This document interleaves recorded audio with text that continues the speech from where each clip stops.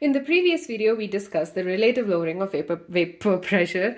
In this one, we are going to be talking about determining the molar mass. And if you do not have basic idea on relative lowering of vapor pressure, feel free to first check that out and then come to this one. And if you have a basic idea and if you just want to learn about determining the molar mass, we will be doing that in this video.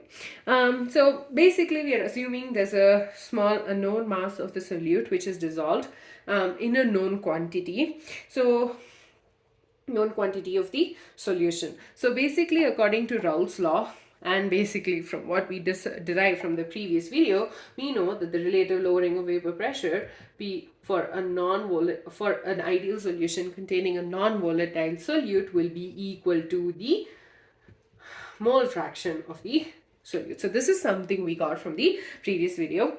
So we are assuming XB is equal to NB divided by Na plus Nb. That is what mole fraction is, where N is the number of moles. So Nb will be number of moles of solute. Na will be the number of moles of solvent. And we know Xb is the mole fraction, right? So we know, and since we are assuming that we have a solution which has a known amount, like a known mass of solute, which is dissolved in a known quantity of the solution, we are able to get the we know like the values. So we also know that the number of moles I just had a long day at work. So number of moles is equal to mass by molar mass.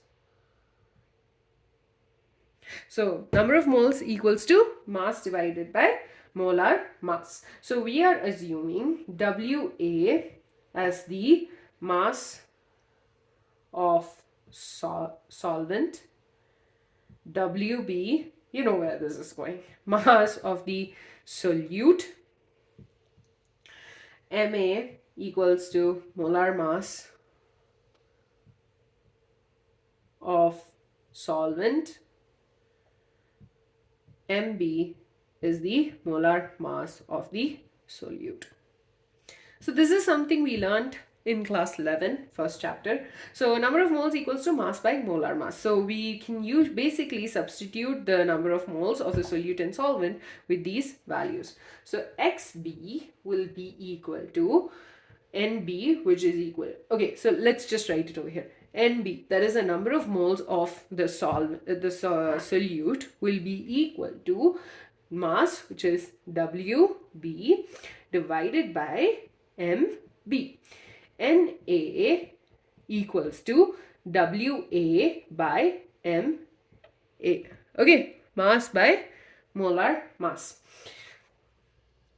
So Xb will be equal to Wb by Mb divided by Wa by Ma plus Wb by Mb. Okay, so basically the relative lowering of vapor pressure, that is actually let me just rewrite this, Pa naught minus Pa divided by Pa naught will be equal to Wb by Mb divided by Wa by Ma plus Wb by Mb. Okay, so when you have a dilute solvent, the number of moles of the solute will be very, very less. So we can easily neglect this value for a dilute solution. So for a dilute solution, the number of moles of the solute will be negligible. So we can basically neglect that in the denominator. So that will give us Pa naught minus Pa divided by Pa naught is equal to Wb by Mb. We're only neglecting it in the denominator, not in the numerator. Wa by MA. Now, when you simplify that further, you get PA naught minus PA by PA naught is equal to WB into MA divided by WA into MB. We want calculation of molar mass. So we can say MB equals to WB into, sorry, that basically hit my camera, into MA divided by WA into PA naught minus PA divided by PA naught. So this is giving us the relative lowering of vapor pressure. So we can calculate, giving us the molar mass of the solute. So we can basically calculate the molar mass of the solute if we know the values of WA, WB, MA, PA naught, PA, and the other PA naught. So basically PA naught and PA. So we are able to calculate the molar mass from the relative lowering of vapor pressure. But remember, this is the dilute solution. We will discuss why that's important.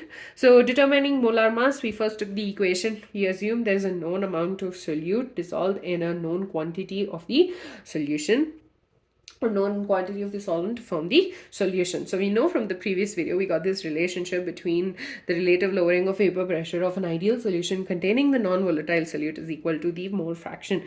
So we know that PA naught minus PA divided by PA naught equals to XB. And XB equals to number of moles of B divided by number of moles of A plus number of moles of B. Number of moles equals to mass by molar mass.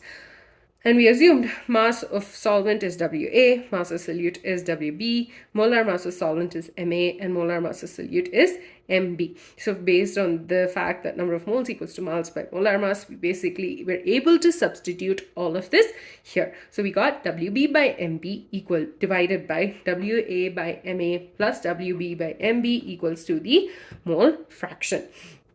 This is equal to the relative lowering of vapor pressure. Now, in a dilute solution, you can ignore this in the denominator because the number of solute will be, like, number of moles of solute will be pretty less. So we're basically ignoring NB, that is WB by MB.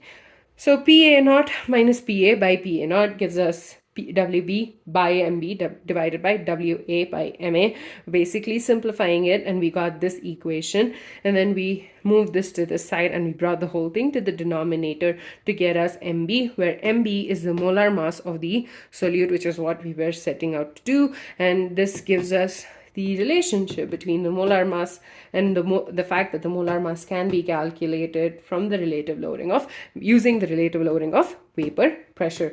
And we do need to know the values of WA, WB, MA, and the values of PA naught and PA for us to be able to calculate the molar mass of the solute. With that, we're done with the relative lowering of vapor pressure. For each colligative property, we will be doing that, where we are determining the molar mass. In the next video, we will be talking about elevation in boiling point.